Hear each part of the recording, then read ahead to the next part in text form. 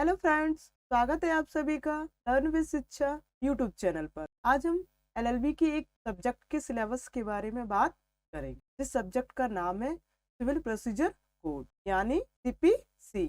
इस विषय के अंतर्गत डिक्री और ऑर्डर की परिभाषा क्या है, रेस सब्जुडिकेटा एंड रेस सब्जुडिस की सिद्धांत क्या है, कॉज ऑफ एक्शन क्या है, निर्धन व्यक्तियों के द्वारा सूट कैसे फाइल किया जाता है, निर्णय डिक्री और आदेश में क्या अंतर है, निष्पादन के ढंग क्या है, कुर्की कब होती है, गिरफ्तारी कब होगी, अपील कब और कहाँ होगी, न्यायालय की अंतर्निहित शक्तियाँ क्या हैं, सूट में लिमिटेशन कैसे लागू होगा और लिमिटेशन को कब बढ़ाया जा सकता और कब अपवर्जित किया जाता है। तो दोस्तों, इस टॉपिक पर हम डिटेल से बात करेंगे। दोस्तों, अगर आप हमारे चैनल पर नए हैं तो चैनल को सब्सक्राइब करें और वीडियो को अपने दोस्तों और ग्रुप्स के साथ शेयर करें। साथ ही बेल आइकन को प्रेस जरूर, जिससे आप डेली के करंट लीगल अपडेट इश्यूज के वीडियोस को मिस आउट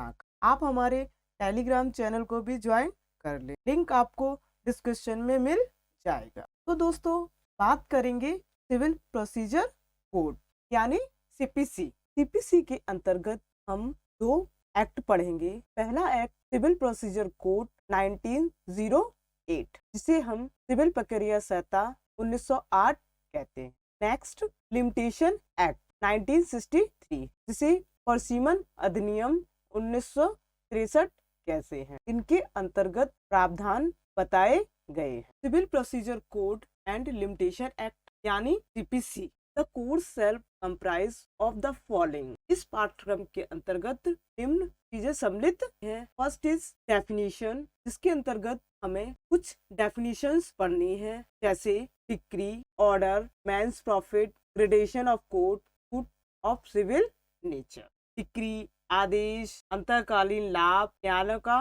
पदक्रम क्या है, वाद की प्रकृति क्या है, सिविल वाद की प्रकृति क्या है। Next, principle of res judicata and res sub judice. इसके अंतर्गत हम पूर्व न्याय एंड रेस सब्जुडिस, पूर्व विचाराधीन वाद क्या है। Principle of res judicata and res sub judice, पूर्व न्याय का सिद्धांत और पूर्व विचाराधीन वाद का सिद्धांत क्या है। इन सिद्धांतों को हम डिटेल से पढ़ना है। Next, cause of action, place of suing parties to the suits, framing of issues, appearance and consequences of non-appearance of parties। इसके अंतर्गत वाद का कारण क्या है, मुकदमे का स्थान, वादों के पक्षकार, मुकदमे का निर्धारण, पार्टियों की उपस्थिति और गैर उपस्थिति के परिणाम क्या है। इनको डिटेल से पढ़ना। Next, suit by indigent person, suit by और अंगेज्ड minor and persons of unsound mind, निर्धन व्यक्तियों द्वारा वाद अवयस्कों द्वारा या उनके विरुद्ध और अस्वस्थ मस्तिष्क के व्यक्ति किस प्रकार वाद दायर कर सकते। Next, judgment, decree and order, निर्णय, डिक्री और आदेश में क्या अंतर है। Next, mode of execution, attachment and sale of movable and immovable properties in execution. निष्पादन का तरीका क्या है, चल और अचल संपत्तियों का निष्पादन कैसे होता है, कुर्की और बिक्री का तरीका क्या है, ये कैसे किया जाता है। इसको हम सिलेबस के अंतर्गत डिटेल से पढ़ेंगे। Next, arrest, restitution, simultaneous execution, rateable distribution, गिरफ्तारी, बहाली, साथ साथ एक्सक्यूशन, कर योग वितरण कैसे किया जाता है या किस तरीके से लागू।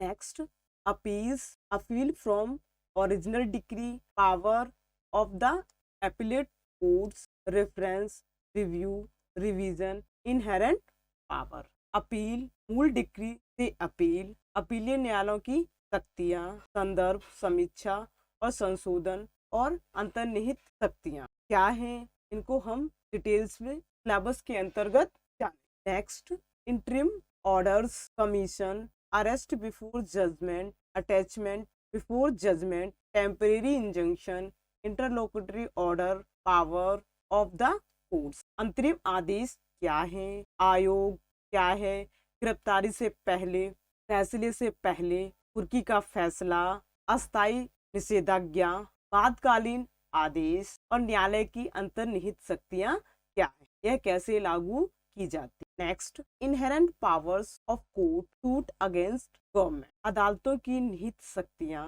सरकार के खिलाफ मुकदमे ये किस प्रकार लागू की जाती। Next, limitation of suit, appeal and application, period of limitations, continuous, running of time, effect of sufficient cause for not preferring appeal or making an application within a period of limitation, legal disability। बाद appeal और आवेदन की परिसीमा, सीमा की अवधि, सतत समय की अवधि, अपील की तहरीर नहीं देने या सीमा की अवधि के भीतर आवेदन करने, कानूनी अक्षमता के लिए पर्याप्त कारण का प्रभाव किस प्रकार लागू।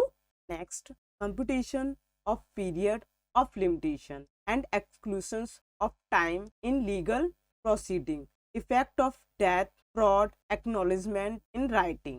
पर सीमा की अवधि की संगणना और मृत्यु, धोखाधड़ी, लिखित पावती के कानूनी कार्रवाई, प्रभाव में समय का बहिष्कार और परसीमा किस तरीके से लागू किया जाएगा, तो किस तरीके से बढ़ाया जा सकता है और परसीमा को किस तरीके से अवर्जित किया जाए। इन सभी टॉपिक्स को हम सिलेबस के अंतर्गत डिटेल से पढ़ेंगे।